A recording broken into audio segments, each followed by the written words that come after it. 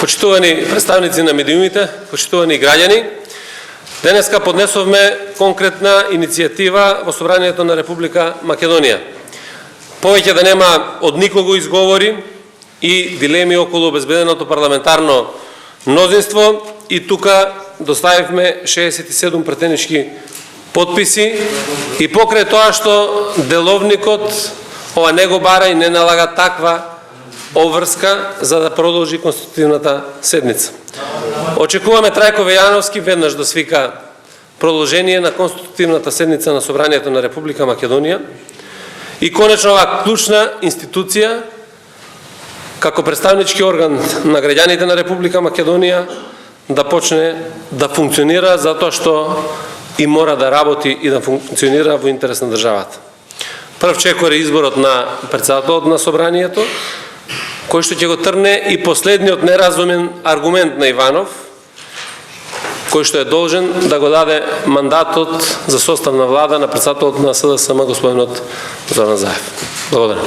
Дали се договорите со ВМРО да помине околу паритетната застапеност во комисијата за избор и именување, бидејќи имате спротивни ставови? Денеска ја поднесуваме оваа иницијатива. Очекувам дека претходно ќе се свика координативна средба на пратениците, односно пратеничките групи во Собранието, на која што ќе ги отвориме сите прашања за кои што треба да имаме разговор, договор и на крај да одиме на продолжување на конститутивна седница. Според деловникот председател на Собранието има рок да го закаже продолжението на седницата. Мислите ли дека Прво, ние немаме председател на Собрание. Тоа е прва и основна работа. Втора работа, конститутивната седница е започната и за неја нема рок. Таа може веднаш да биде свикана и да биде продолжена со работата.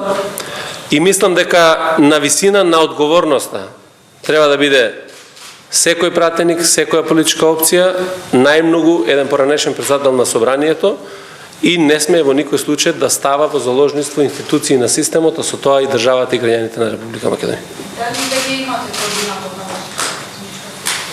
Ние немаме се уште координатор на пратеничката група, очекуваме да биде закажана седницава за да можеме сите тие формалности кои што се во рамките на Собранието да ги завршиме. Имате ли разговори со ДОИ-БС и Алијансата во однос на можноста за иден председател?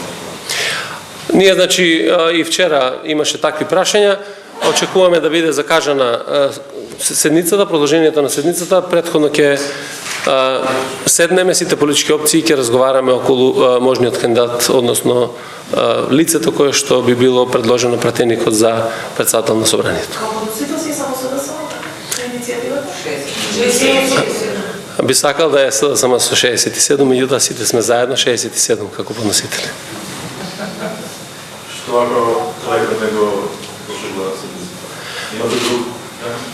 Ја реков дека очекувам дека ќе биде на ниво на задачата и ќе биде на ниво на сопствената одговорност пред граѓаните државата и очекувам да ја свика седницата.